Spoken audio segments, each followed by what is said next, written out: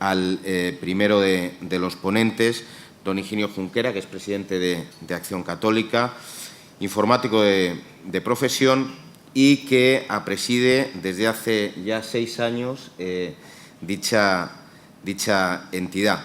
En este sentido, don Higinio Junquera nos va a hablar o va a abordar el tema de la dignidad humana, que es la clave para creer y expresarse en libertad. Sin más, le doy la palabra advirtiéndole ya de que tiene 10 minutos para poder hacer su exposición. Muchas gracias.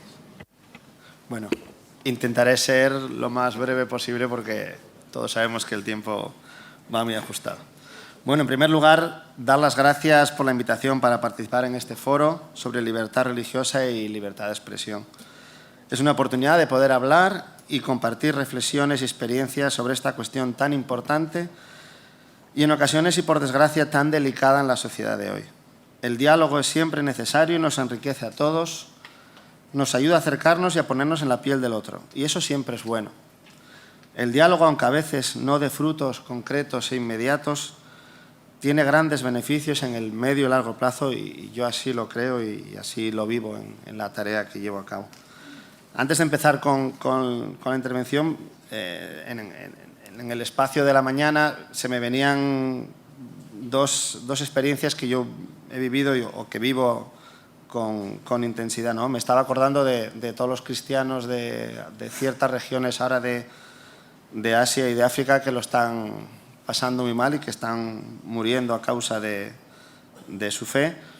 Y me estaba también acordando de, bueno, luego aquí mi compañera tendrá su intervención, pero me venía también a la memoria la visita que yo hice hace unos años al campo de exterminio de Auschwitz, que fue una experiencia personal absolutamente dura. O sea, el visitar el campo de exterminio de Auschwitz hoy en día, para mí fue una experiencia absolutamente que recordaré toda mi vida y que tiene una fuerte carga de desesperanza, pero que sales diciendo los seres humanos tenemos mucho que hacer. Y la quería poner aquí encima de la mesa porque se me ha venido un poco en el momento de la mañana, ¿no? Bueno, me gustaría empezar con el preámbulo de la Declaración Universal de los Derechos Humanos, que dice lo siguiente: considerando que el desconocimiento y el menosprecio de los derechos humanos han originado actos de barbarie ultrajantes para la conciencia de la humanidad y que se ha proclamado como la aspiración más elevada del hombre, el advenimiento de un mundo en el que los seres humanos, liberados del temor y de la miseria, disfruten de la libertad de palabra y de la libertad de creencias. Y es que ya desde el comienzo de la Declaración de Derechos Humanos se sitúan como ejes de los mismos la libertad de palabra y la libertad de creencias, entre las que están en estas últimas las religiosas. Por lo tanto, no voy a ahondar en la trascendencia de estas dos libertades, sino en el modo de ejercerlas y la experiencia y la perspectiva desde las que se ejercen.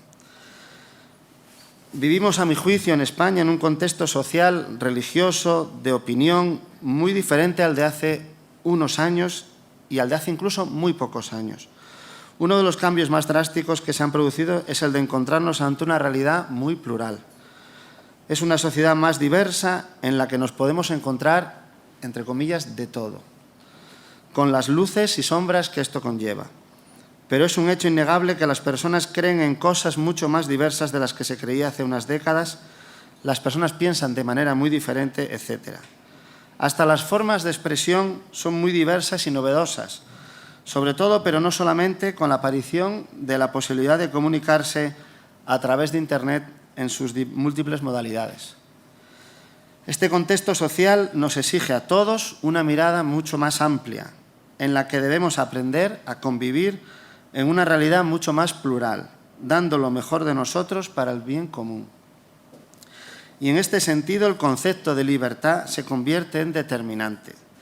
Para los cristianos, la idea de libertad no es nueva, está en el momento fundante de la Iglesia, en el tuétano de la fe cristiana, donde se sentaban en la asamblea esclavos y libres y no se hacía distinción ninguna porque todos eran y son hijos de Dios y concebidos con la misma dignidad a imagen y semejanza de Dios. Fue entonces una verdadera revolución el testimonio de las primeras comunidades cristianas. Esta experiencia de los primeros cristianos es la que me inspira a afirmar que la fe, la creencia religiosa de las personas, debe ser un acto de absoluta libertad. No debe realizarse en un ambiente de coacciones o de imposición por parte de nadie. Para nosotros, los cristianos, la experiencia de fe es una relación entre Dios y la persona misma. Podemos ayudar a que se produzca este encuentro, pero no podemos imponerlo de ninguna manera. Dios nos creó libres, incluso para optar por vivir como si Él no existiera, aunque eso le entristezca mucho a Dios mismo, ¿no? Ahora bien, del mismo modo que la creencia religiosa debe ser un acto de libertad, también debemos ser libres para expresarla, proclamarla y proponerla.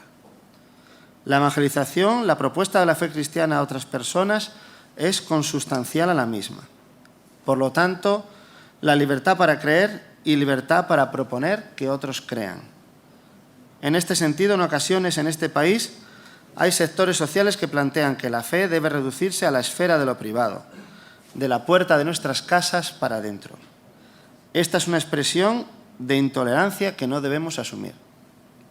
Siempre que la propuesta de la fe sea respetuosa y sea una oferta y no una coacción, es legítimo que los creyentes les propongamos a otros aquello que para nosotros es un regalo precioso.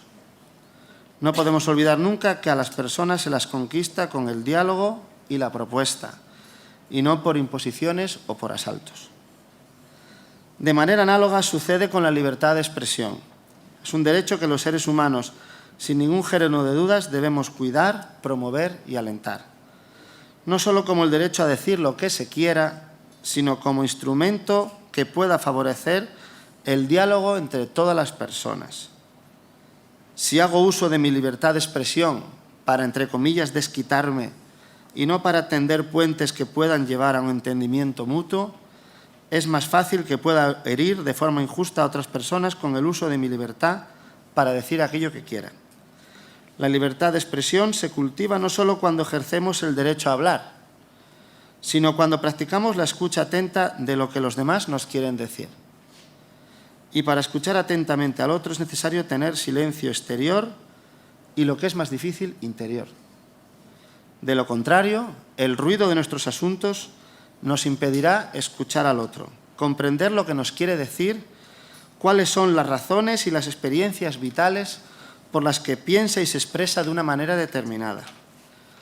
Considero que actualmente se pone más el acento en la libertad de expresión como un derecho individual que debe ejercerse a cualquier precio.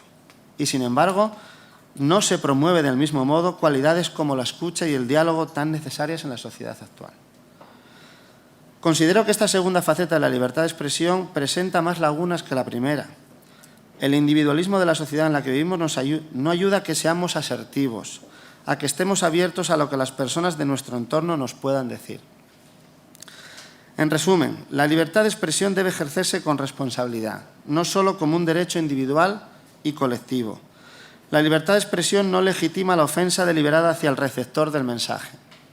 Si ponemos en el centro de lo que hacemos la dignidad de la persona, si lo primero que tenemos en cuenta es el respeto a los demás, la libertad de expresión se ejercerá habitualmente de manera responsable, al igual que otros derechos y libertades que ejercemos. Toda libertad individual o colectiva tiene como fronteras el respeto y la dignidad del otro. Soy consciente de que este equilibrio no es fácil. Los cristianos debemos ser promotores del diálogo y de la escucha, del diálogo que favorezca el bien común de la sociedad, que permita una solución pacífica, justa y dialogada de los conflictos. También debemos sentirnos libres y alegres para proclamar el Evangelio de Jesucristo con naturalidad, con libertad y con belleza. Y debemos promover el cultivo del silencio interior que nos permita la escucha de los demás, especialmente de los pobres, de los que peor lo están pasando, de las personas que atraviesan por grandes problemas en su vida, de los que necesitan la ayuda de los demás. Que así sea. Muchas gracias a todos por su atención.